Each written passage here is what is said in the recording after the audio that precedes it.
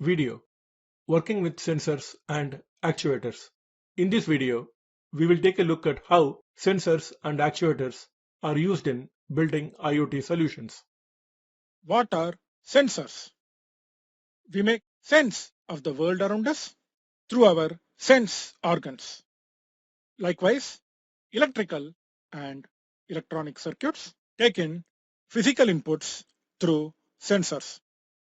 The process of converting sensed energy into another form is called transduction, and the devices that do the transduction are called transducers. Sensors are just one type of transducers. For example, a light sensor transduces luminosity into electrical resistance. There are a wide variety of sensors available for the IoT enthusiasts. In this video, we will cover some of the most common sensors that are used in IoT solutions. Light sensors. Photoresistor, also known as a light-dependent resistor. A photoresistor changes its resistance according to the level of visible light that falls on it. When the light intensity is high, the resistance is lower and the resistance of the LDR increases as the intensity of the light falling on it decreases. The LDR is used in all kinds of projects that involve measuring ambient light and then controlling some device or a switch based on the level of the light. Flame sensor. The LDR responds to visible light. A flame sensor, on the other hand, works by changing its resistance based on the level of a type of infrared light emitted by flames. Sensors used to measure distance. One of the most common ways to measure distance is using sound echoes. Ultrasonic sensors measure distance using echoes by sending out high frequency ultrasonic sound. This frequency is usually so high that humans can't hear it. An ultrasonic sensor can provide exact distance readings. Proximity sensors. If you have to detect the proximity of humans and other living things, you would want to use a passive infrared sensor, commonly known as a PIR sensor. A PIR sensor measures the radiated heat in the form of infrared light. An infrared light is light of such low frequency that humans can't see it. A PIR sensor, however, cannot give you the distance of the obstacle.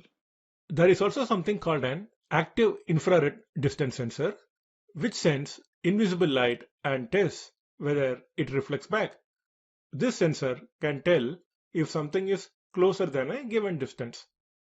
For example, if you set the threshold as 50 centimeters, an active infrared sensor can tell you whether an object is closer than 50 centimeters or not. If you are wondering how automatic faucets and automatic hand dryers work, well, they use active IR sensors.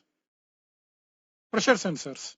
This sensor changes its resistance based on the pressure on its round head. Higher the pressure or the squeeze, lower the resistance. Smoke and gas sensors. There are a number of inexpensive sensors to detect and measure any number of gases. There are sensors for detecting smoke, for detecting alcohol, methane, carbon monoxide, hydrogen, and even LPG. Sensors to detect and measure movement.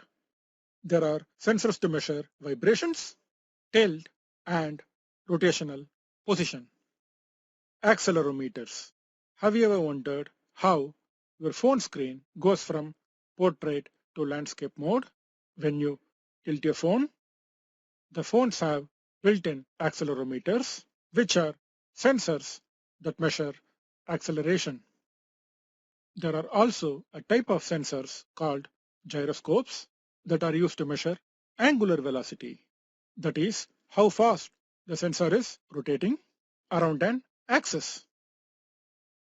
Such sensors are used widely in self-balancing devices like Segway. Other than the ones we covered, there are also sensors to measure temperature, moisture, and sound. There are sensors that scan your fingerprint and then compare it against a set of stored fingerprints. We have heart rate sensors and even sensors to measure the ketone levels in your body. The list goes on and on. We'll stop here, but in case you need to detect or measure something that is not covered here, the chances are a sensor to do the job is already available in the market. Actuators. Actuators are another type of transducers. Actuators are different from sensors. Rather than reacting to something in the environment, an actuator makes something happen. An actuator is a physical output of a circuit. Actuators are used extensively in IoT solutions. The actuator could be an LED turning on or off. It could be a DC motor or a stepper motor or a servo motor. The actuators could be mechanical, electric, pneumatic, or hydraulic. Whatever the case may be, the actuators make something happen. Summary. In this video, we learnt about different types of sensors and actuators. In the next video, we will learn about IoT devices that help connect the sensors and actuators to the internet, control the actuators, and more importantly, process and transmit the sensor data to the cloud.